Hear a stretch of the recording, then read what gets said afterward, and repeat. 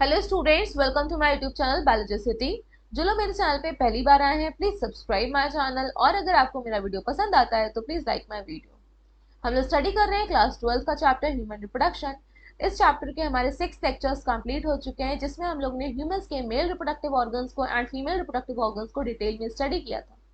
जिन्होंने अभी तक वो लेक्चर्स नहीं देखे हैं, आप चैनल की प्लेलिस्ट में जाकर देख सकते हैं। प्लेलिस्ट का नाम है क्लास 12। इस प्लेलिस्ट में आपको सिर्फ क्लास 12 के चैप्टर्स के ही वीडियोस मिलेंगे, एज वेल एज इस वीडियो के डिस्क्रिप्शन बॉक्स में भी उन लेक्चर्स का लिंक दिया गया है। आज के इस लेक्चर में हम लोग मेल गैमेट के फॉर्मेशन वाले स्टेप को स्टडी करेंगे, दैट इज स्पर्मेटोजेनेसिस। टॉपिक को स्टार्ट करने से पहले एक बार हम लोग उन स्टेप्स के फ्लो चार्ट को देख लेते हैं जो sexual life cycle of human में इन्वॉल्व है। See steps in sexual life cycle of human. Human की सेक्सुअल लाइफ साइकिल में जितने भी स्टेप्स इन्वॉल्व है उनको हम लोग ने 3 इवेंट्स में क्लासिफाई किया है। फर्स्ट है pre fertilisation events, next fertilisation, and last post fertilisation event. Pre fertilisation, तो यहाँ पे फर्टिलाइजेशन को आपका फोकस किया है। फर्टिलाइजेशन आपका मेन स्टेप है। फर्टिलाइजेशन मतलब होता है mail gamete and female gamete का फ्यूजन। तो फ्यूजन से mail gamete and female gamete के फ्यूजन से पहले वाले जितने भी स्टेप होंगे वो प्री फर्टिलाइजेशन में आएंगे, और फ्यूजन के बाद वाले जितने भी स्टेप्स होंगे वो पोस्ट फर्टिलाइजेशन इवेंट में आएंगे। तो प्री फर्टिलाइजेशन इवेंट में पहले क्या होगा? गैमीट का फॉर्मेशन। तो गैमीट का formation is known as gametogenesis. Male gamete and female gamete पहले बनेंगे फ्यूज होने से पहले, तभी तो वो फर्टिलाइज कर पाएंगे। तो gamete formation is known as gametogenesis. Male gamete के बनने के प्रोसेस को स्पर्मेटोजेनेसिस बोलते हैं ह्यूमंस में, एंड फीमेल गैमीट के बनने के प्रोसेस को we called it as oogenesis। अब गैमीट तो बन गया, मेल की बॉडी में मेल गैमीट बन रहे हैं और फीमेल की बॉडी में फीमेल गैमीट बना है। तो एक गैमीट को फर्टिलाइज करने के लिए दूसरे गैमीट के पास जाना पड़ेगा। तो गैमीट ट्रांसफर को हम लोग यहाँ पे बोलते हैं इंसेमिनेशन। मेल गैमीट ट्रांसफर होता है फीमेल गैमीट के पास, जो स्पर्म होते हैं वो फीमेल के रिप्रोडक्टिव ट्रैक्ट में एंटर करते हैं, that is known as insemination. ये दोनों ही पार्ट आपके प्री फर्टिलाइजेशन में आएंगे। फर्टिलाइजेशन में fusion of male gamete and female gamete होता है। फिजन के बाद जो स्ट्रक्चर बनता है जाइगोट, जाइगोट का डेवलपमेंट, एम्ब्रियो का डेवलपमेंट या चाइल्ड का जो डेवलपमेंट हो रहा है, जो डेवलपिंग बेबी है, वो आपका पोस्ट फर्टिलाइजेशन इवेंट में आएगा। और जब ये डेवलपमेंट होता है तो डेवलपिंग एम्ब्रियो मदर की यूट्रस की वॉल में इम्प्लांट करता है अपने आप को, वहीं पे तभी तो डेवलप करेगा। इस चीज को इम्प्लांटेशन बोलते हैं, वो भी हम लोग पोस्ट फर्टिलाइजेशन इवेंट में स्टडी करेंगे। आज जो हम लोग इस लेक्चर में जिस टॉपिक को स्टडी करना है, इट इज स्पर्मेटोजेनेसिस। तो स्टार्ट करते हैं अपने टॉपिक को। फर्स्ट पहले हम लोग गैमेटोजेनेसिस को देख लेते हैं। प्री फर्टिलाइजेशन का जो इवेंट का पहला स्टेप है, इट इज गैमेटोजेनेसिस। गैमीट का फॉर्मेशन, तो formation of gamete is known as gametogenesis. Now what are gametes? Gamete होते क्या हैं? सी गैमीट्स, गैमीट्स आपके सेल्स ही हैं, बट ये कैसी सेल्स हैं? रिप्रोडक्टिव सेल्स हैं। These are reproductive cells. और ये कैसी हैं? आपकी हैप्लॉइड हैं। Now what do you mean by haploid? Haploid मतलब क्या होता है? सी आपकी बॉडी की हर एक सेल के पास जितना भी डीएनए कंटेंट है वो आपका डबल के सेट में, पेयर में है। और जब ये सेल डिवाइड होती है तो वही डीएनए पैकेज फॉर्म ले लेता है, जिसको हम क्रोमोसोम बोलते हैं। तो इन शॉर्ट जितने भी क्रोमोसोम है वो आपके पेयर में है। तो हर एक बॉडी की, देख देते हैं साइड में, बॉडी की एक्सेप्ट गैमीट, बॉडी की हर एक सेल के पास जितने भी क्रोमोसोम है या डीएनए है वो डबल के सेट में है, क्रोमोसोम है। क्रोमोसोम सिर्फ आपका सेल डिवाइडिंग स्टेज में बनते हैं, वो आपका पेयर में है, सबका सेट है, जिसको हम लोग क्या बोलते हैं, नोट करते हैं 2n। तो ह्यूमंस के सेल में टोटल आपके 23 पेयर्स ऑफ क्रोमोसोम है, 23 पेयर। तो शूज होते हैं ना, शूज हो गया, स्लीपर्स हो गया, वो पेयर में होते हैं। तो 23 पेयर हैं, टोटल क्रोमोसोम कितने हो गए? 46। लेकिन जो गैमीट्स वाले सेल होते हैं वहां पे आपका सिंगल सेट होता है, सिंगल सेट ऑफ क्रोमोसोम है, सिंगल सेट ऑफ क्रोमोसोम। इसलिए हम इनको क्या बोलते हैं, इन सेल्स को, दीज आर हैप्लॉइड। तो इसको हम रिप्रेजेंट करते हैं एन से, और डबल सेट को क्या करते हैं, 2n से रिप्रेजेंट करते हैं। ठीक है, 23 पेयर है, टोटल 46 है, यहाँ पे ओनली 23 है। ठीक है, पेयर नहीं है, एक एक है। अब जैसे आपके पास 23 पेयर्स, 23 शूज है, ठीक है, आपके 23 पेयर्स ऑफ शूज हैं, तो अब आप उसको हाफ कर दो। तो किसी का एक ने रेड राइट पार्ट ले लिया, राइट शूज ले लिया, किसी का लेफ्ट ले लिया, तो आपका वो हाफ हो गया ना, दूसरा पेयर है ही नहीं। ऐसे हाफ नहीं करना है कि हाँ 22 आपके पास शूज हैं पेयर के, तो आप उसको 11 किसी को दे दो, 11 किसी को दो, नहीं, सबका एक एक पार्ट ले लिया, एक एक पार्ट। और दूसरा पेयर आपका कहाँ से आएगा फिर? नेक्स्ट आगे जो जनरेशन आएगी, देखिएगा यहाँ पे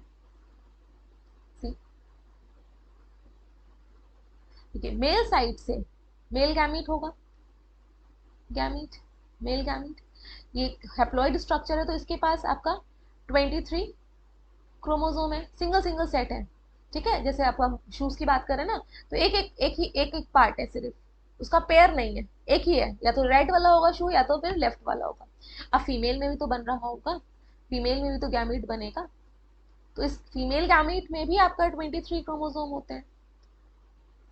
सी, अब जब ये इनका फर्टिलाइजेशन होता है, फ्यूजन होता है, तो ये सेट कंप्लीट हो जाता है, इसलिए गैमीट में आपका हैप्लॉइड कंटेंट होता है, सिंगल सेट ऑफ क्रोमोसोम होता है, क्योंकि अब जो ये बना तो टोटल फिर से कितने आ गए, पेयर्स में आ गए अपने आप, डिप्लॉइड जाइगोट बन गया, डिप्लॉइड स्ट्रक्चर बन गया, इसलिए गैमीट्स में सिंगल सेट में क्रोमोसोम प्रेजेंट होते हैं डीएनए, इसलिए हम इसको हैप्लॉइड स्ट्रक्चर बोलते हैं, क्योंकि फर्टिलाइजेशन के बाद ये नंबर मेंटेन हो जाता है।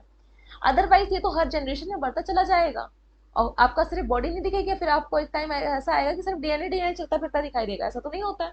तो नंबर ऑफ क्रोमोसोम मेंटेन रहता है हर एक ह्यूमन बींग में, तो यहाँ पे गैमीट वाली सेल में इसलिए हाफ हो जाता है सेट। तो गैमीट्स आपके क्या है, यहाँ पे पॉइंट को देखिएगा, gametes are reproductive haploid cell. Haploid cell क्यों बोला, क्योंकि जो क्रोमोसोम है वो हाफ में होते हैं, जो डीएनए होता है वो आपका क्या हो जाता है, हाफ हो जाता है, क्योंकि वो डबल कॉपी में प्रेजेंट होता है, तो सिंगल सेट बोलेंगे, हाफ की जगह आप रेदर देन आप हाफ बोलने की बजाय आप बोल दीजिए सिंगल सेट में प्रेजेंट होता है, डबल कॉपी नहीं प्रेजेंट होती है। Next topic, next line, These are produced by male and female primary sex organ. Primary sex organ हम लोग ने पहले भी स्टडी किया है, अभी सारे लेक्चर्स में हम लोग वही स्टडी कर रहे थे, जहाँ पे गैमेट का फॉर्मेशन होगा, उस रिप्रोडक्टिव ऑर्गन को हम लोग प्राइमरी सेक्स ऑर्गन कंसीडर करते हैं। बाकी के रेस्ट जितने भी ऑर्गन है रिप्रोडक्शन में तो रोल प्ले कर रहे हैं, लेकिन उनको हम लोग सेकेंडरी सेक्स ऑर्गन बोलते हैं। और ये जो गैमेट्स बनते हैं, क्योंकि यहाँ पे क्रोमोसोम नंबर हाफ होना होता है, तो यहाँ पे स्पेशल टाइप ऑफ डिविजन होता है जिसको हम बोलते हैं मियोसिस। सेल थ्योरी में जब क्लास 11th में आप लोगों ने पढ़ी होगी सेल थ्योरी, तो एक रुडोल्फ वर्क्यू ने पॉइंट जो दिया था लास्ट वाला, कैसे बताया था कि न्यू सेल्स कैसे बनती है। All cells arises from pre existing cell.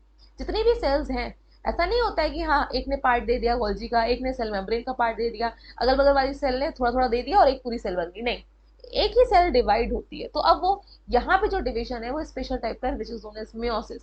तो मियोसिस के केस में क्या होता है, लिख देते हैं, इन केस ऑफ मियोसिस जो पेरेंट सेल है, ठीक है, पहले आपका यहाँ पे 23 पेयर्स ऑफ क्रोमोसोम है, 23 पेयर है, तो ये मियोसिस आपका दो सक्सेसिव डिवीजन होते हैं, तो ये पेयर पहले हाफ हो जाते हैं, रिड्यूस हो जाते हैं, पेयर आपका सिंगल सेट में आ जाते हैं, तो आप दोनों ही सेल में क्या आ जाएंगे, ओनली 23 क्रोमोसोम एंड 23। अब ये डिवीजन यहाँ पे स्टॉप नहीं होता, इसके बाद सेकेंड मियोसिस होता है, मियोसिस फर्स्ट एंड इसके बाद इन दोनों में सेकेंड मियोसिस होगा, जिसके बाद इक्वल, भाई अब 23 का आधा तो नहीं कर सकते, हमने बोला आपके पास 23 पेयर ऑफ शूज है, पेयर था ना, तो आपने एक एक शूज एक एक ले लिया, पेयर को हटा दिया, पेयर के फॉर्म में नहीं रखा, एक का राइट ले लिया, एक का लेफ्ट ले लिया या राइट ले लिया सबका। इसके बाद क्या इस 23 जो आपने पेयरिंग हटा दी थी, आधा आधा कर दिया था, उसके बाद क्या आप शूज को आधा कर दोगे, तोड़ दोगे, नहीं ना, तो अब ये तो इक्वल ही रहेंगे, उसकी कॉपी बनेगी। तो ये दूसरे टाइप का डिवीजन है, इसमें माइटोसिस इसको बोल देते हैं, कि मियोसिस जो सेकंड होता है वो माइटोसिस की तरह ही होता है, इसमें नंबर ऑफ क्रोमोसोम अब सेम रहेगा, अब क्रोमोसोम को तोड़ थोड़ी ना देंगे, पेयर थे तो हमने अलग कर दिए थे, तो यहाँ पे फिर से कॉपी बनती है इसमें, और ये दोनों दूसरे में सेपरेट हो जाते हैं। तो 23 ये टोटल आपकी एक पेरेंट सेल से टोटल यहाँ पे 4 डॉटर सेल बनती हैं, और जहाँ पे पेरेंट सेल में वो 2n कंटेंट था, ये डिप्लॉइड स्ट्रक्चर था, लास्ट में जो सेल्स बनती हैं, डॉटर सेल बनती हैं, वो आपकी हैप्लॉइड बनती हैं, और इस टाइप के सेल डिवीजन को हम लोग बोलते हैं मियोसिस। और इससे कितनी सेल्स बनती हैं, 4 डॉटर सेल बनती हैं, 4 आपके रिप्रोडक्टिव सेल्स बनेंगी। आई होप ये पॉइंट क्लियर हो गया होगा आपको। नेक्स्ट पॉइंट देख लेते हैं,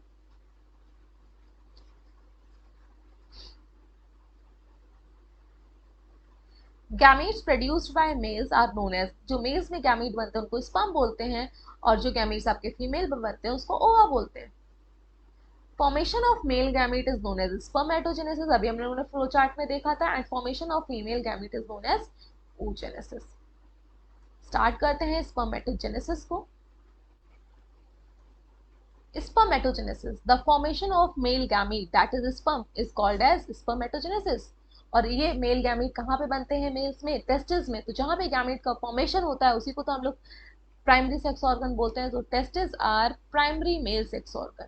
अब क्या स्पर्म अपने आप बन जाते हैं या फिर किसी के कंट्रोल में है कि हाँ ये हार्मोन सिक्रेट होगा तभी स्पर्म का बनना स्टार्ट होगा या स्पर्म बनेंगे? तो these are under the control of two hormones. One is FSH, follicle stimulating hormone, and another one is luteinizing hormone, which are secreted from pituitary gland. तो pituitary आपकी जो ग्लैंड है, it is present in brain, brain के base में वहाँ पे present होती है, जो दो हार्मोन को सिक्रेट करती है, जिसकी वजह से स्पर्मेटोजेनेसिस वाला प्रोसेस होता है, स्पर्म बनते हैं। ये सारा कुछ हम लोग हार्मोनल सिग्नलिंग में स्टडी करेंगे स्पर्म बनने के प्रोसेस में। तो स्पर्मेटोजेनेसिस को पढ़ने से पहले एक बार फिर से हम लोग टेस्टिस के स्ट्रक्चर को रिकॉल कर लेते हैं कि हाँ कहाँ पे स्पर्म बनेंगे, टेस्टिस के किस पार्ट में स्पर्म का फॉर्मेशन होगा। सी, टेस्टिस आपका ओवल शेप का स्ट्रक्चर है, इसके ऊपर कवरिंग प्रेजेंट होती है, टेस्टिकुलर कवरिंग, 3 कवरिंग थी, ट्यूनिका वेजिनलिस, एल्बुगिनिया एंड ट्यूनिका वेस्कुलोसा। अब एल्बुगिनिया की वजह से टेस्टिस के अंदर जो पार्ट था वो मैनी लोब्स में डिवाइड हो गया था, जिसको हम लोग क्या बोल रहे थे, टेस्टिकुलर लोब्यूल्स। कितने थे आपके, 200 to 250 लोब्स प्रेजेंट है, टेस्टिकुलर लोब्यूल्स। इन्हीं लोब्यूल्स के अंदर स्पर्म को बनाने वाले ट्यूब्स प्रेजेंट हैं। इस उनकी जो वॉल है वही, उसी की वॉल में जो सेल्स है वही डिवाइड होंगे और स्पर्म बनाएंगी। वो कॉइल्ड फॉर्म में इन्हीं लोब्स के अंदर रखे हैं। इनका नाम है सेमिनिफेरस ट्यूब्यूल्स। ये 2 से 3 होते हैं, यहाँ पे हम एक ही बना दे रहे हैं अभी इस तरह से। ये कॉइल्ड फॉर्म में रखे हुए होते हैं, these are known as seminiferous tubule. अंदर से भाई ट्यूब है तो अंदर से स्पेस होगी ही होगी। अब इनकी जो वॉल बनी हुई है वो जर्मिनल एपिथेलियम की बनी हुई, वही डिवाइड होती है और स्पर्म बनाएगी। These are seminiferous tubules. अब इन ट्यूब्यूल्स में भाई अंदर तो वॉल है, इसको हाईलाइट कर देते हैं अंदर वाली साइड को। ये ट्यूब्स के अंदर की साइड है, डिवीजन होगा, स्पर्म बनेंगे अंदर। जो अब इन ट्यूब के बीच में जो स्पेस है, इस स्पेस में आपका कनेक्टिव टिश्यू प्रेजेंट है। इस पूरे स्पेस में कनेक्टिव टिश्यू है, ठीक है। इस कनेक्टिव टिश्यू में ही आपकी स्पेशल टाइप ऑफ सेल्स भी सस्पेंडेड है, प्रेजेंट है, जिनको हम लोग लेडिक सेल्स या इंटरस्टिशियल सेल बोलते हैं। इसी कनेक्टिव टिश्यू में बीच बीच में लेडिक सेल्स प्रेजेंट है, ट्यूब में नहीं है, बाहर की साइड है स्पेस में। इसको बोलते हैं लेडिक सेल्स या फिर इंटरस्टिशियल सेल। अब इस टेस्टिस के हमने क्रॉस सेक्शन को कट किया। क्रॉस सेक्शन का मतलब है इस तरह से हमने इसकी पतली सी स्लाइस कट करी और माइक्रोस्कोप में देखा, इतनी स्लाइस को कट किया, इतनी स्लाइस को कट किया और माइक्रोस्कोप में ऑब्जर्व किया। तो जहां जहां पे ट्यूब होंगे, जहां पे फोल्ड होंगे, वहां पे आपको 2 सर्कल दिखेंगे। अगर 2 बार फोल्ड है, 4 बार फोल्ड है, 4 सर्कल दिखेंगे, तो आपको जो स्ट्रक्चर दिखेगा कुछ इस तरह से दिखेगा माइक्रोस्कोप में। ट्यूब क्योंकि फोल्ड है, सेमिनिफेरस ट्यूब्यूल, तो इस तरह से आपको ट्यूब की वॉल दिखेंगी, ट्यूब की वॉल। इन ट्यूब की वॉल में 2 तरह की सेल्स हैं जर्मिनल एपिथेलियम में। एक तो आपका स्पर्मेटोगोनिया, जिसमें डिवाइड होगा और स्पर्म बनेगा, स्पर्मेटोगोनिया, और यही डिवाइड होगी, मियोसिस डिवीजन होगा, जिसके आपका क्या बनेंगे, स्पर्म बनेंगे। इनके बीच बीच में special type of cells present है, जो डेवलपिंग स्पर्म को नरिशमेंट प्रोवाइड करती है, नरिश करती हैं, जिनको हम लोग नर्स सेल बोलते हैं या फिर सर्टोली सेल बोलते हैं। सर्टोली सेल या फिर नर्स सेल, नर्स सेल। और ये पूरे स्पेस में क्या है आपका, बीच में पूरे स्पेस में क्या भरा हुआ है, यहाँ पे कनेक्टिव टिश्यू। और इसी कनेक्टिव टिश्यू में कौन सी सेल्स प्रेजेंट है, लेडिक सेल। लेडिक सेल को ही बना लेते हैं, इसी में ही लेडिक सेल्स प्रेजेंट है, ये लेडिक सेल, ठीक है। अब यही लेडिक सेल्स एक हार्मोन को सिक्रेट करती है जिसका नाम होता है टेस्टोस्टेरोन। यहाँ पे लिख देते हैं क्या क्या हमने सीक्वेंस पढ़ा। टेस्टिस, टेस्टिस के अंदर लोब्स, उन लोब्स में आपका 2 पार्ट था, एक आउटर पार्ट था और एक ट्यूब वाला पार्ट था। ट्यूब्स को हम लोग क्या बोल रहे थे, सेमिनिफेरस ट्यूब्यूल, ठीक है। और जो आउटर पार्ट था उसमें क्या था, कनेक्टिव टिश्यू था, जिसके बीच बीच में आपकी स्पेशल टाइप ऑफ सेल थी, उनका नाम था लेडिक सेल। अब ये लेडिक सेल एक हार्मोन को सिक्रेट करती हैं। उस हार्मोन का भी हार्मोनल रेगुलेशन है, केमिकल मैसेंजर रिलीज होते हैं, वो केमिकल्स होते हैं, मैसेंजर काम करते हैं। उसका नाम है टेस्टोस्टेरोन। ये टेस्टोस्टेरोन जाता है सेमिनिफेरस ट्यूब्यूल की वॉल के पास। देखिएगा यहाँ पे ध्यान से सुनिएगा, सेमिनिफेरस ट्यूब्यूल की वॉल। सेमिनिफेरस ट्यूब्यूल में की वॉल में कौन सी सेल है स्पर्म को बनाने वाली, जिनका नाम है स्पर्मेटोगोनियम, स्पर्मेटोगोनियम। गोनिया। अब इसमें क्या होगा, डिवीजन स्टार्ट होगा, किसकी वजह से, किसने सिग्नल दिया था, टेस्टोस्टेरोन ने। ये कहाँ पे गया था, सेमिनिफेरस ट्यूब्यूल के पास, स्पर्मेटोगोनिया से स्टार्ट हो जाएगा डिवीजन, जिससे आपका स्पर्म का फॉर्मेशन होगा। अब इसमें नर्स सेल है, नर्स सेल के पास भी तो आपका काम होगा। नर्स सेल आपको क्या करती थी, सटोरी सेल्स भाई नरिशमेंट प्रोवाइड करेंगी। अब ये सिग्नलिंग और किसके कंट्रोल में है, क्या डायरेक्टली आपका टेस्टोस्टेरोन सिक्रिएट होता है, नहीं, ये आपके पिट्यूटरी से कुछ हार्मोन है उनके कंट्रोल में होता है। पिट्यूटरी से 2 हार्मोन रिलीज होते हैं, उनके कंट्रोल में होता है। सी, यहाँ पे आप डायग्राम देखिएगा हार्मोनल रेगुलेशन का। ये आपका ब्रेन है, पूरा ब्रेन दिख रहा है, ब्रेन के बेस के पार्ट एक प्रेजेंट है जो किसी सब्सटेंस को सिक्रीट करेगा। तो बॉडी में कोई भी अगर पार्ट किसी सब्सटेंस को सिक्रीट करता है उसको हम ग्लैंड बोलते हैं, और अगर वो डायरेक्टली सब सिक्रीशन ब्लड में आ रहा है उसको हम एंडोक्राइन ग्लैंड बोलते हैं। अगर वो सिक्रीशन ब्लड में आता है, ठीक, तो उस ग्लैंड को हम लोग क्या बोलते हैं, एंडोक्राइन ग्लैंड, एंडोक्राइन ग्लैंड। ठीक, अब ये हाइपोथैलेमस बेस में ब्रेन में प्रेजेंट है, एंडोक्राइन ग्लैंड जो है वो हाइपोथैलेमस है, ब्रेन में प्रेजेंट है। तो सबसे पहले हाइपोथैलेमस से एक हार्मोन सिक्रीट होता है जिसका नाम है GnRH, गोनाडोट्रोपिन रिलीजिंग हार्मोन। ये आपको क्या सिक्रीट कर रहा है, हाइपोथैलेमस, गोनाडोट्रोपिन रिलीजिंग हार्मोन। हमारा मेन टारगेट क्या है, टेस्टोस्टेरोन को सिक्रीट कराना ना, टेस्टोस्टेरोन। ये टेस्टोस्टेरोन कौन बना रहा है, टेस्टोस्टेरोन बना रही है लेडिक सेल, लेडिक सेल। अब लेडिक सेल को कौन सिग्नल देगा, लेडिक सेल को सिग्नल मिलता है स्पेशल टाइप ऑफ हार्मोन है जिसका नाम है luteinizing hormone. This luteinizing hormone is secreted by pituitary. Pituitary भी आपका एक ग्लैंड है जो कि आपका ब्रेन में प्रेजेंट है। ठीक, तो अब टेस्टोस्टेरोन को ध्यान से सुनिएगा, टेस्टोस्टेरोन को सिक्रीट करने के लिए भाई LH हार्मोन चाहिए। तो गोनाड का जो हार्मोन है, गोनाड मतलब टेस्टिस का मेल पार्ट का, तो जो गोनाड का हार्मोन है वो तो टेस्टोस्टेरोन है, उसको सिक्रेट करने के लिए LH चाहिए। तो गोनाड को रिलीज करने वाले हार्मोन को रिलीज करने वाला हार्मोन, गोनाड वाले हार्मोन को रिलीज करने वाले हार्मोन को रिलीज करने वाले हार्मोन का नाम हो गया गोनाडोट्रोपिन रिलीजिंग हार्मोन। तभी यहाँ पे रिलीज वर्ड लिखा हुआ है, गोनाड हार्मोन के रिलीज करने वाले हार्मोन को रिलीज करने वाला हार्मोन। तो ये आपका पहला स्टेप कहाँ पे हो गया, हाइपोथैलेमस से सिक्रीट होता है गोनाडोट्रोपिन, फिर पिट्यूटरी के पास जाएगा, पिट्यूटरी अब काम करेगी, सिक्रीट करेगी LH हार्मोन को 3rd नंबर पे। ये LH हार्मोन ब्लड से होते हुए लेडिक सेल के पास जाएगा और लेडिक सेल फिर सिक्रीट करेंगे टेस्टोस्टेरोन। ये सिग्नलिंग है एक। दूसरा पिट्यूटरी से भी गोनाडोट्रोपिन रिलीजिंग हार्मोन है, ये एक और काम करेगा भी पिट्यूटरी पे दूसरा। अब यहाँ से पिट्यूटरी से एक और हार्मोन सिक्रीट होता है जिसको हम बोलते हैं FSH। ये FSH भी जाता है टेस्टिस के पास नर्स सेल पे, नर्स सेल। अब ये नर्स सेल क्या करेंगी, स्पर्म के मैचुरेशन में रोल प्ले करती है, नरिशमेंट के लिए में रोल प्ले करती है। तो FSH हार्मोन भी आपका पिट्यूटरी से सिक्रीट हो रहा है। तो जो आपका स्पर्मेटोजेनेसिस का पूरा प्रोसेस है वो किसके कंट्रोल में है, पिट्यूटरी के हार्मोन में। पिट्यूटरी किसके कंट्रोल में है, GnRH, गोनाडोट्रोपिन रिलीजिंग हार्मोन। ये पूरा सीक्वेंस आपको याद रखना है। यहाँ पे जरा स्ट्रक्चर में देख लीजिए, ब्रेन में कहाँ पे पिट्यूटरी एंड हाइपोथैलेमस प्रेजेंट है, here is the structure of a brain. तो ब्रेन में जो इतना पार्ट है वो एनलार्ज करके नीचे दिखाया गया, एनलार्ज करके नीचे दिखाया गया है। तो इसमें यहाँ पे एरो दिख रहा है, ये आपका क्या कौन सा वाला पार्ट है, हाइपोथैलेमस वाला पार्ट है इतना। और नीचे की ये बी जो आपका पी के साइज के शेप का स्ट्रक्चर है, यही आपकी पिट्यूटरी है, हियर इट इज पिट्यूटरी, ये आपकी पिट्यूटरी है। तो ये आपका हार्मोनल सिग्नलिंग कैसे होती है, यहाँ पे फ्लो चार्ट में देखिएगा। सबसे पहले नंबर पे क्या था, हाइपोथैलेमस। हाइपोथैलेमस से आपका कौन सिक्रीट कर रहा है, गोनाडोट्रोपिन रिलीजिंग हार्मोन। ये किसके पास गया, उसके नीचे एक पिट्यूटरी है, पिट्यूटरी के पास गया। अब पिट्यूटरी से 2 हार्मोन सिक्रीट हो रहे हैं, एक ल्यूटिनाइजिंग हार्मोन हो रहा है, दूसरा आपका FSH हो रहा है। ये भी 4th नंबर पे लिख देते हैं।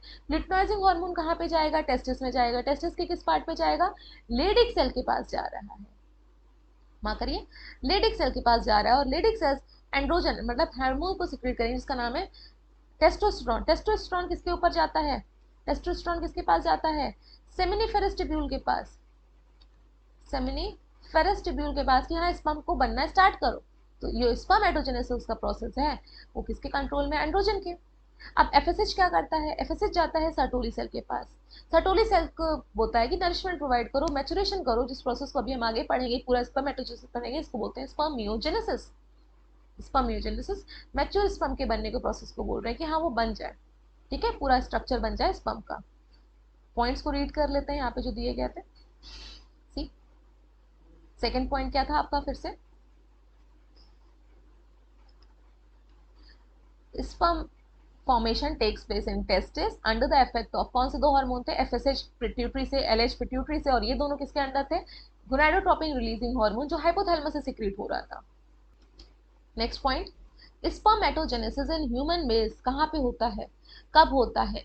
Start occurring with the onset of puberty and it continues throughout the life.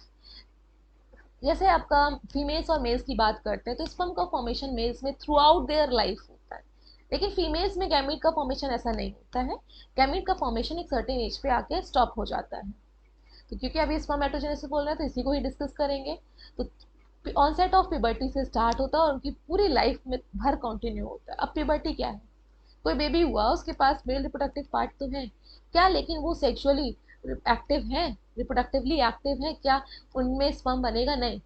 अब उन रिप्रोडक्टिव ऑर्गन को मैच्योर होने के लिए भी टाइम चाहिए होता है कि हाँ वहाँ पे गैमीट बने। तो गैमीट बनने वाले स्टेज से पहले के टाइम को जुवेनाइल पीरियड बोलते हैं। उसके बाद आपका मैच्योर वाला टाइम, मैच्योरिटी वाला टाइम होता है जब आपके रिप्रोडक्टिव ऑर्गन एक्टिव हो जाते हैं। उसी स्टेज को हम क्या बोलते हैं? Onset of puberty. Puberty stage आ गई। तो स्पर्मेटोजेनेसिस कब स्टार्ट होता है? On the onset of puberty and पूरी उनकी लाइफ भर होता है।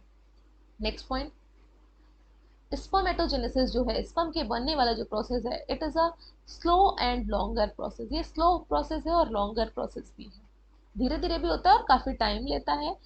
स्पर्म को बनने में टोटल आपको 74 डेज लगते हैं स्पर्म को बनने में। अब ऐसा नहीं कि हाँ 74 डेज लगेंगे, बनते जाते हैं वो, आगे को शिफ्ट होते जाते हैं। क्योंकि हम लोगों ने जब टेस्टिस का स्ट्रक्चर पढ़ा था या मेल रिप्रोडक्टिव ऑर्गन को पढ़ा था तो डक्स भी तो पढ़ी थी। सेमिनिफेरस ट्यूब्यूल से रीटी टेस्टिस, फिर vasa efferentia, epididymis, then vas deferens and urethra. तो यहाँ पे टोटल 74 डेज लगते हैं और बनते जाते हैं, आगे शिफ्ट होते चले जाते हैं उन डक्ट्स में। स्पर्मेटोजेनेसिस की प्रोसेस को हम लोग ने दो स्टेप्स में डिवाइड किया है, दो स्टेप्स में होता ही है। फर्स्ट आपके बनेंगे स्पर्मेटिड्स। ये आपकी सिर्फ सेल है, राउंड सी सेल होती है, अभी प्रॉपर इसका स्ट्रक्चर नहीं आया स्पर्म का। स्पर्म का एक पर्टिकुलर स्ट्रक्चर है, तो ये अभी सेल डिवाइड हुई, स्पर्मेटोगोनिया डिवाइड हुई और जो सेल बनी उसको स्पर्मेटिड्स बोल दिया। उसके बाद इन स्पर्मेटिड्स में मेटामॉर्फोसिस होती है। मेटामॉर्फोसिस का मतलब है स्ट्रक्चरल चेंजेस आते हैं, तब जाके स्पर्म बनता है। तो पहला स्टेप है, पहले तो आपकी एक जो पेरेंट सेल है, मदर सेल है, वो डिवाइड होगी, 4 डॉटर सेल बन देंगी जिसको हम स्पर्मेटिड बोल रहे हैं। अब उन सेल में स्ट्रक्चरल चेंजेस आते हैं, उस प्रोसेस को हम बोलते हैं मेटामॉर्फोसिस, जब तब जाके स्पर्म बनेगा।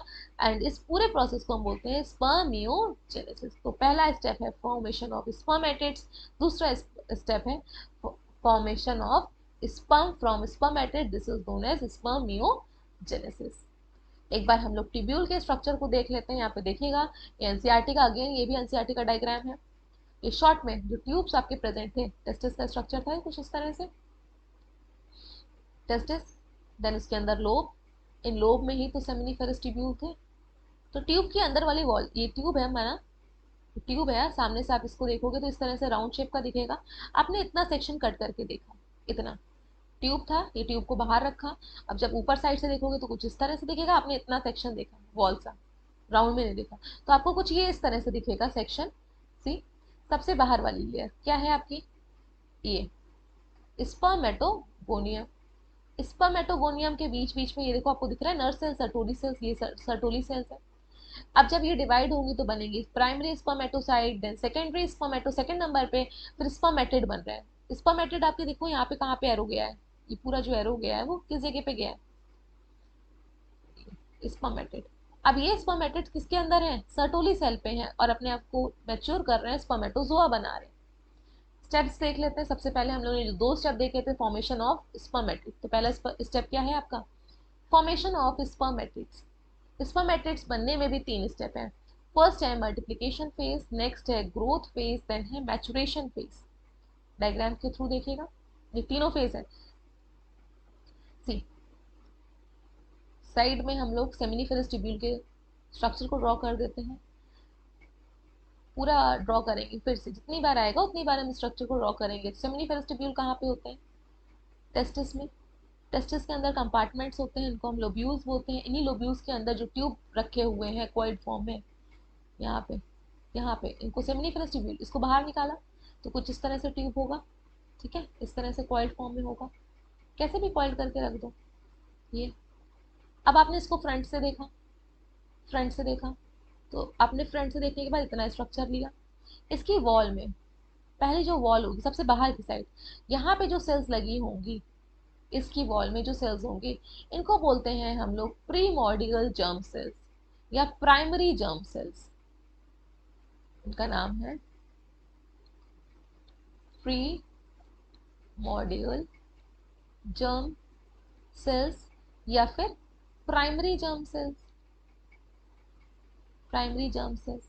अब ये डिवाइड करती है, अब डिवाइड क्यों करेंगी, सी यहाँ पे देखिएगा, दूसरे साइड ले लेते हैं। ये ट्यूब की वॉल थी, इस वॉल में जो सेल्स लगी हैं इसको क्या बोल रहे हैं, प्रीमॉर्डियल जर्म सेल्स, सबसे पहले की।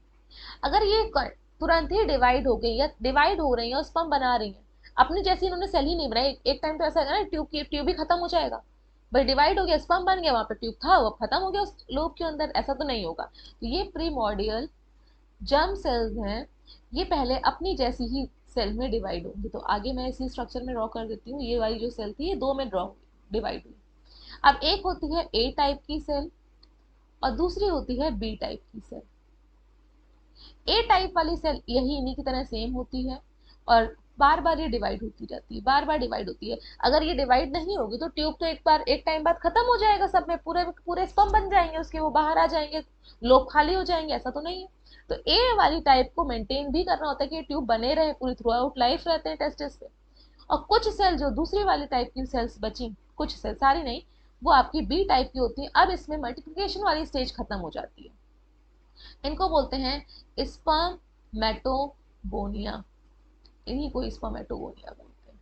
तो यहाँ पे डायग्राम में देखिएगा, सबसे पहले मल्टीप्लिकेशन फेज यहाँ पे साइड में लिखा हुआ है। इस मल्टीप्लिकेशन फेज में प्राइमरी जर्म सेल है विद डिप्लॉयड क्रोमोसोम, देखिए 2x लिखा हुआ है, अभी तो मदर सेल है ना, जर्म सेल तो है ही नहीं, तो सारा का सारा क्रोमोसोम सेट में है। अब इसमें क्या हुआ, कुछ सेल्स हुई, सपोज यहाँ पे आपकी और सेल्स में ड्रॉ कर देती हूँ, ये दो बनी थी, ये फर्दर आपकी एक सेल में डिवीजन नहीं हो रहा है, एक में हो रहा है, तो ये जो सेल है मतलब एक ए टाइप की हो गई, एक बी टाइप की हो गई, जिसमें स्टॉप हो जाएगा। तो स्टॉप किसमें हो गया, इसकी दो बनी थी जो सेल, एक और दो, इस वाली सेल में जब ये फर्दर डिवीजन हुआ, ये दो टाइप की सेल बनी अगेन, ये वाली और ये वाली। अब ये जो नेक्स्ट हमने बनाई अभी तुरंत, इस वाली सेल में अब क्या हो जाएगा, स्टॉप हो जाएगा डिवीजन, मल्टीप्लिकेशन वाला, ये जो साइकिल रिपीट हो रही है, ये जो साइकिल रिपीट हो रही है बार बार, इनमें नहीं होगा, ये मैंने डार्क ब्लू से बनाई है। अब मेनली हम इसको इस स्टेज पे स्पर्मेटोगोनिया बोलते हैं। हाँ, आपके यहाँ बहुत सारी बुक में डायरेक्टली लिखा है स्पर्मेटोगोनिया, लेकिन मेनली जब इस टर्म में मल्टीप्लिकेशन वाली स्टेज स्टॉप हो जाएगी तब स्पर्मेटोगोनिया बोलेंगे, अदरवाइज हम उसको क्या बोलते हैं, प्रीमॉर्डियल जर्म सेल। ठीक है, प्रीमॉर्डियल जर्म सेल अपनी जैसी ही सेल बनाती हैं, दो सेल बनती हैं, ए टाइप और बी टाइप। ए वाली बार बार मल्टीप्लाई करेंगी, जो ट्यूब को तो मेंटेन रखेंगी ना, और जो कुछ सेल्स होंगी वो अपना अब मल्टीप्लिकेशन वाली फेज को एग्जिट कर जाएंगी, आगे बढ़ेंगी। अब वो साइज में बड़ी हो गई है, देखिए साइज में बड़ी हो गई है। अब इसको क्या बोलेंगे हम, प्राइमरी स्पर्मेटोसाइट, जब साइज में बड़ी हो जाएगी। अभी तो डिसाइड हुआ है कि तुम स्पर्म बनाओगी, अब तुम्हारा रोल डिसाइड हो गया कि तुम्हें स्पर्म बनाने हैं, अब तुम ट्यूब की वॉल का ज्यादा देर तक पार्ट नहीं रहोगी। तब हम क्या बोल रहे थे इसको, स्पर्मेटोगोनिया। जब ट्यूब की वॉल बन रही है लगातार, तब हम को बोल रहे हैं प्राइमरी प्रीमॉर्डियल जर्म सेल। ये तीनों में डिफरेंस आई होप समझ में आ गया होगा, बिल्कुल शॉर्ट में एक बार रिकॉल कर लेते हैं फिर आगे बढ़ेंगे। सबसे पहले ट्यूब की वॉल में कौन थी, आपकी प्राइमरी जर्म सेल, वो डिवाइड होती हैं उसमें लगातार, क्यों भाई, ट्यूब को भी तो मेंटेन करना है। अब उसमें से जब उनका रोल डिसाइड हो जाएगा कि तुम्हें स्पर्म बनाने हैं, तब हम उसको क्या बोल देंगे, स्पर्मेटोगोनिया। अब इनका जब साइज में स्ट्रक्चर चेंज होगा कि हाँ तुम एंटर कर जाओ, स्पर्म बनने ही है, तो अब ये बड़ी हो जाएंगी, तो एक सेल को यहाँ पे लेके बताया गया है, साइज में बड़ी हो गई। अब इसको स्पर्मेटोगोनिया ना बोल के प्राइमरी स्पर्मेटोसाइट बोलते हैं। अब इस प्राइमरी स्पर्मेटोसाइट की जो प्लॉइडी है वो क्या है, 2n है। 2n मतलब क्रोमोसोम क्या है, सेट में है, डबल के सेट में, पेयर में है। इसके बाद मियोसिस स्टार्ट होता है। तो नेक्स्ट स्टेप हम लोग पहले मल्टीप्लिकेशन फेज को ही यहाँ पे स्टडी कर लें। सी मल्टीप्लिकेशन फेज को देखेंगे। The germinal epithelium of the seminiferous tubule, जो आपके ट्यूब्यूल की जो जर्मिनल एपिथीलियम थी वहाँ पे बहुत सारी प्रीमोडियल जर्म सेल हैं।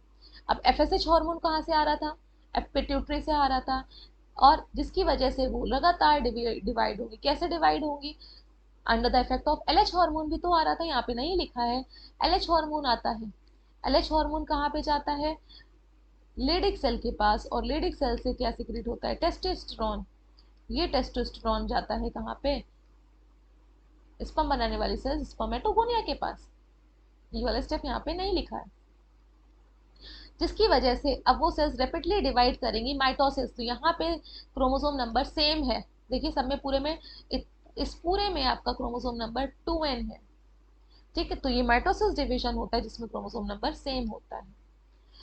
These are all diploid cells. Some of these cells keep on dividing, जो डिवाइड होती रहती है, इनको टाइप ए सेल बोलते हैं। कुछ सेल आपकी टाइप बी होती है, इसमें स्टॉप हो जाता है डिवीजन।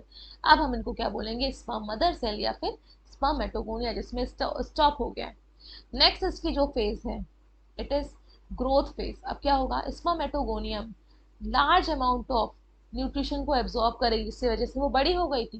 तब हम इसको क्या बोल रहे हैं, primary spermatocyte. These are also diploid cell. See in this diagram,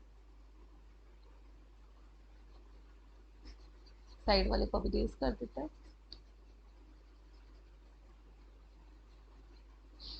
primary spermatocyte क्या थी, ये जो स्पर्मेटोगोनिया थी, ग्रोथ हुई इनकी, न्यूट्रिशन को एब्जॉर्ब किया, ग्रोथ हो गई। ग्रोथ के बाद जब ये स्ट्रक्चर बना, इसको हम लोग क्या बोल रहे हैं, प्राइमरी स्पर्मेटोसाइट। अब मैचुरेशन फेज आएगा। अब आपका यहाँ पे मियोसिस डिवीजन होगा, meiosis first and meiosis second. तो पहली बार जो ये डिवाइड हुई है दो डॉटर सेल में, क्योंकि पहली प्राइमरी थी, दूसरे नंबर वाली को सेकेंडरी बोलेंगे, तब हम इनको बोलेंगे सेकेंडरी स्पर्मेटोसाइट। तो क्वेश्चन आपके पूछे जाते हैं, प्राइमरी स्पर्मेटोसाइट की जो प्लॉइडी होती है वो 2n है, डबल सेट में, लेकिन सेकेंडरी में मियोसिस डिवीजन हो गया है, इसमें n है। इसके बाद आपकी जो स्ट्रक्चर बनती है, जो 4 सेल बनी है, 2 सेल बनी, 2 के बाद ये 4 बनी है, इनको हम बोलते हैं स्पर्मेटिड्स। Spermatids, spermatids. एक बार रिकॉल कर लेते हैं हम लोग फिर से यहाँ पर ड्रॉ करके खुद से।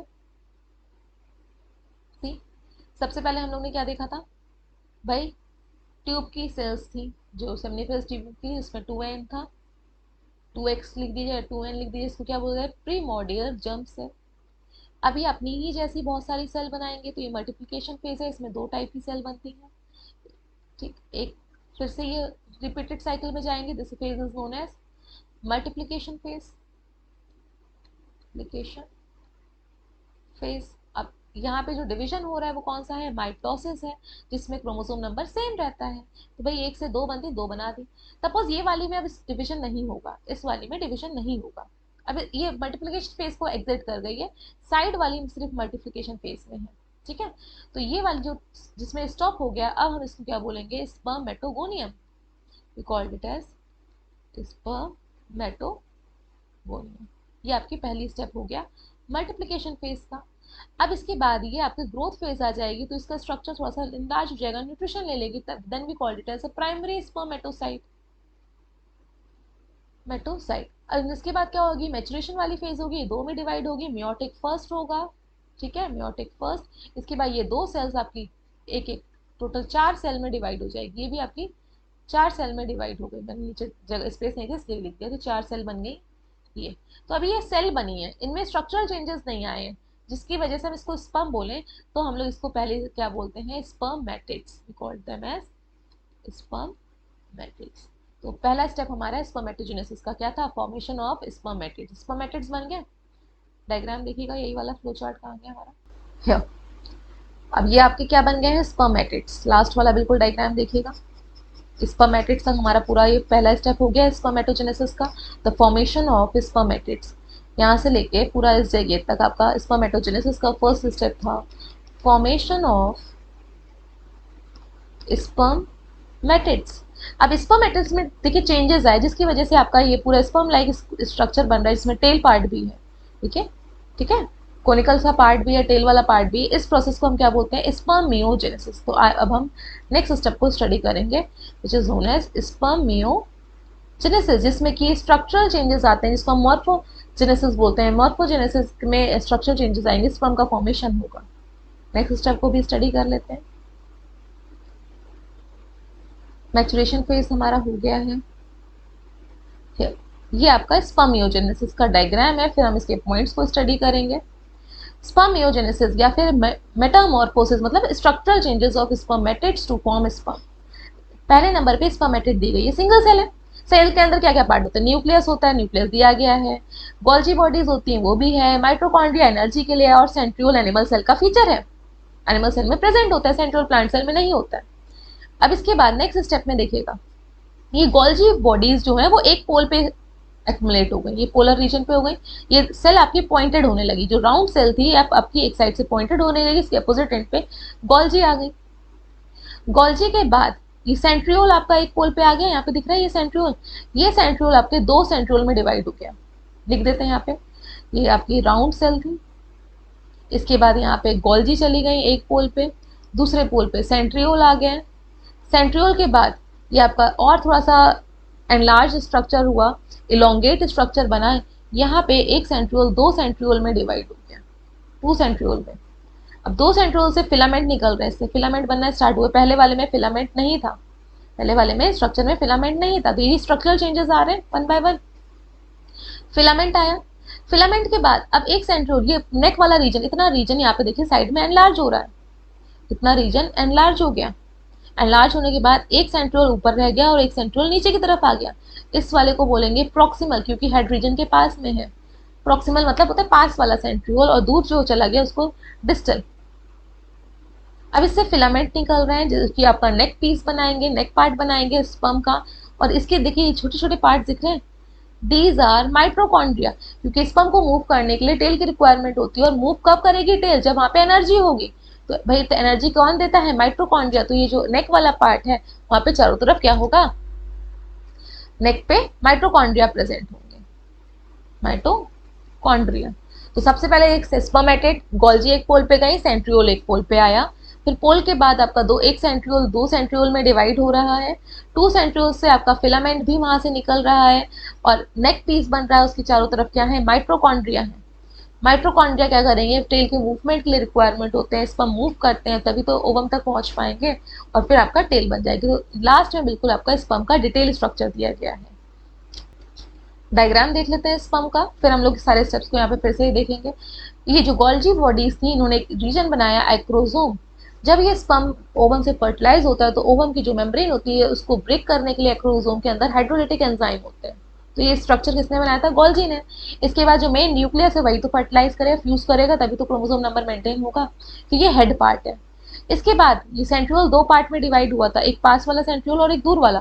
तो पास वाले जो हेड के पास है प्रॉक्सिमल, और जो दूर है उसको डिस्टल एंड बोलते हैं, डिस्टल सेंट्रियोल।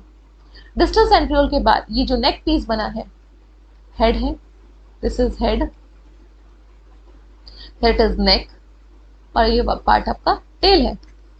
तो यहाँ से फिलामेंट निकल रहे हैं, और ये जो नेक वाला पीस है इसमें चारों तरफ क्या है, माइट्रोकॉन्ड्रिया अरेंज है जो एनर्जी प्रोवाइड करेंगे, और लास्ट में रिंग सेंट्रियोल है, इसको एनुलस बोल रहे हैं, और ये क्या करेंगी, आपकी टेल वाले पार्ट को फॉर्म करेंगे।